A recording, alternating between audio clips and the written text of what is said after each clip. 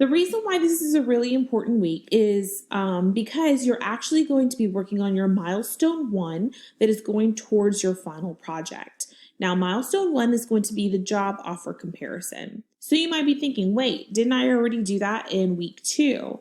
Well, in week two, you did pick a track. You read over three job offers within the track that you've chosen.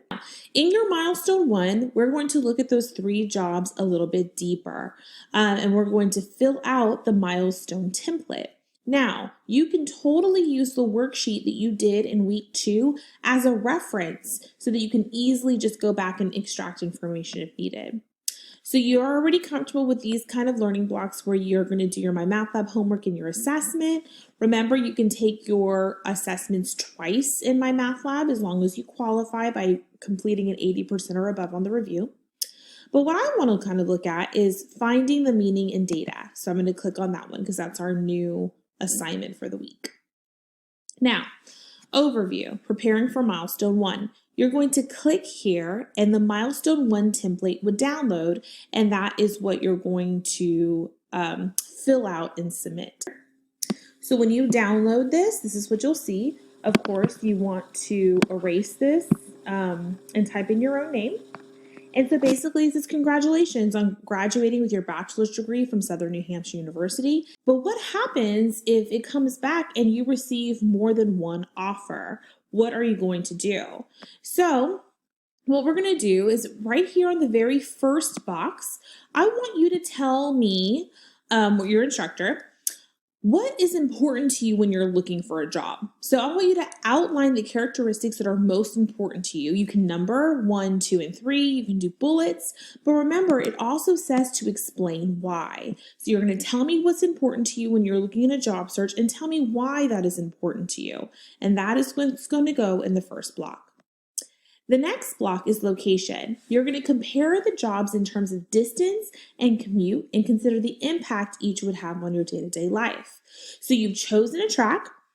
Inside that track are 3 job offer letters. I want you to state, now these right here are my notes. Feel free to pause the video at any time and kind of just jot down some notes to yourself of what we're expecting in these blocks, okay? So when you download your job offer, your milestone one, you're not gonna see this 1, 2, 3, okay? So this is just something that I typed out to kind of help you so you know exactly what's supposed to go inside these blocks. So you're going to state what city and state you live in and the city of all 3 jobs. Keep in mind that milestone 1, it's still all 3 jobs. You have not chosen a job yet, okay? That won't happen until later. Right now, we're still comparing all 3.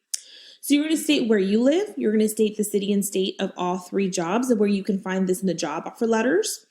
You're going to state whether you would have to commute to this job or you would have to relocate. So for example, if I live in Texas and one of the jobs is in Massachusetts, of course I'm going to have to move, right? I wouldn't be able to commute every day. If you have to commute, how far do you have to commute? What is that going to do with gas? What are the gas prices in that area? If you have to relocate, are you willing to relocate? And what kind of things do you have to think about with relocating? Are you going to have to sell your house, buy a new house? Are you going to rent?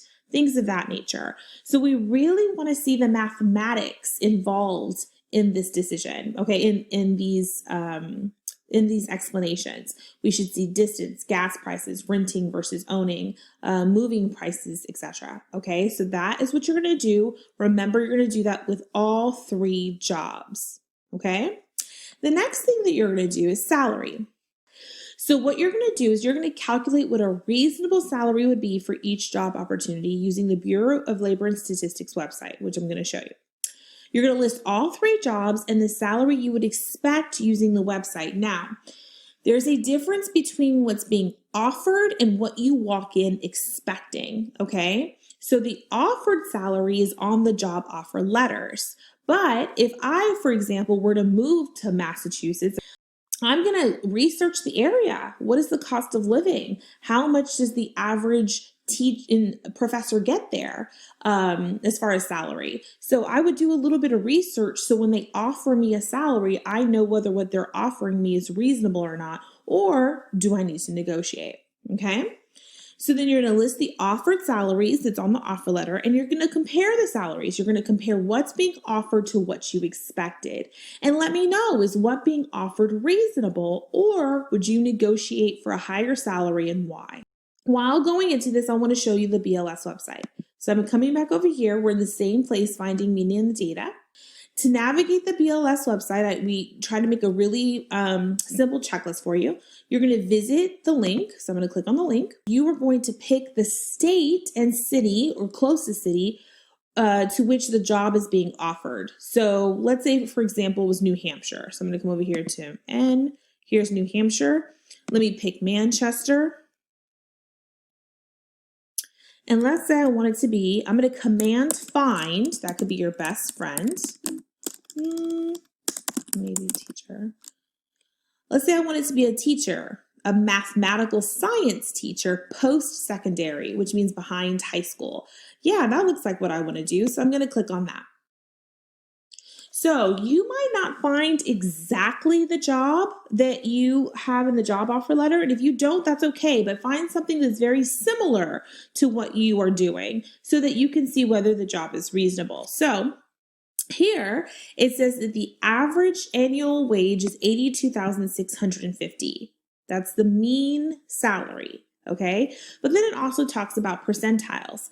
We have, in the 10 percentile, we have 38,110, and the 90 percentile, we have 147,700. Okay. So on average, they make about 82,650. So if I actually went to New Hampshire and said, hey, we're going to offer you $80,000, that might not be that bad because, I'm just starting there. Maybe that's why I'm not getting the 82,650.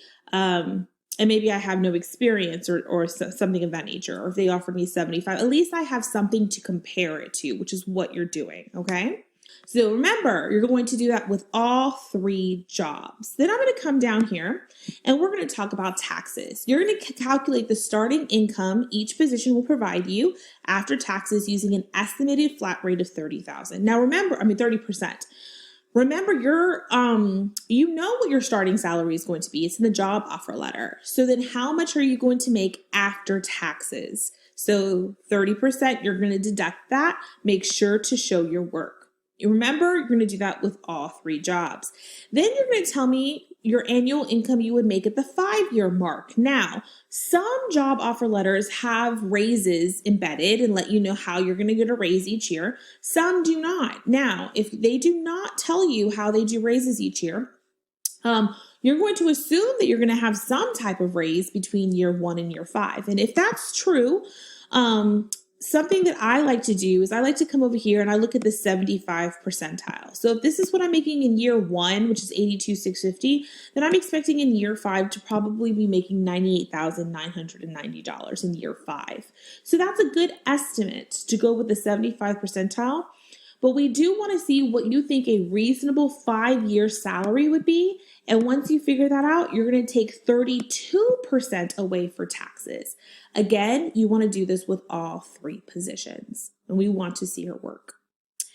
If you have information about the salaries of various levels of employees in each company, what would you use, the mean, median, or mode to calculate your expected salary? So let's say we didn't have this website, but I could go on to, for example, Southern New Hampshire University, and I could pull the salaries from like the dean, secretaries, clerks, admissions counselors. I can find out the salary of every single person who works for SNU. Okay, how would I calculate my salary? So you want to really just give explanation. There's really no right or wrong answer. It really just depends on your explanation. So really make sure you're detailed.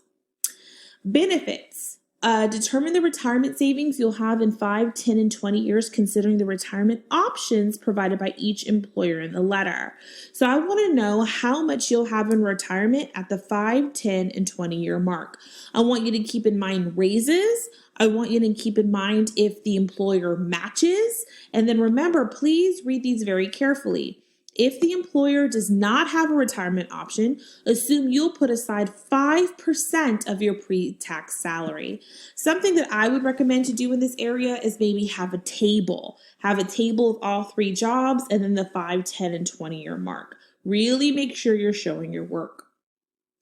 You also want to compare the amount of insurance costs each employer covers. So again, in the job offer letters, you should have the health packages, dental packages, and explain which ones you would choose that fits best for you and your family. And you want to do this again for all 3 positions. Talk about costs. Talk about, oh, I'm single, it'll just be for me, or it's me, my husband, and my 3 kids, or wife and my 2 kids, or whatever your scenario will be. But you want to make sure that you do an explanation, really list the prices so that we can compare. Again, you're doing this for all 3 positions. And that's it. That's milestone 1. Once you have this all filled out, final project milestone 1 job offer comparison. I'm going to click on that link. You'll save it. You'll save your milestone. I would save it with milestone 1, MATH125, and then put your name. Okay. You want to go ahead and add the attachment and then submit. Okay. Add the attachment and then you can submit it. If you have any questions or concerns, please feel free to reach out to your instructor, but hopefully this video just gave you a little bit more insight on exactly what we're looking for when you're filling out your milestone 1. All right, have a great week.